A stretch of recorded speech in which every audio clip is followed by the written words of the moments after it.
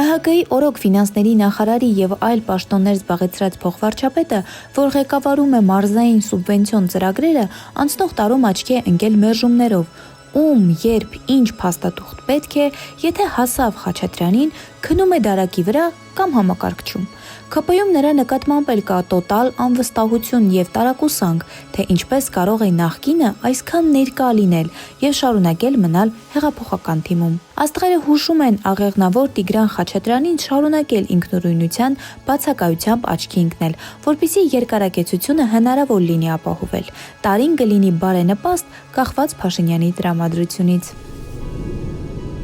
2026-ին ընդառաջ հումորային շարք, որը 15 տարի ժողովուրդ օրաթերթը պահում է որպես անխախտ ավանդույթ։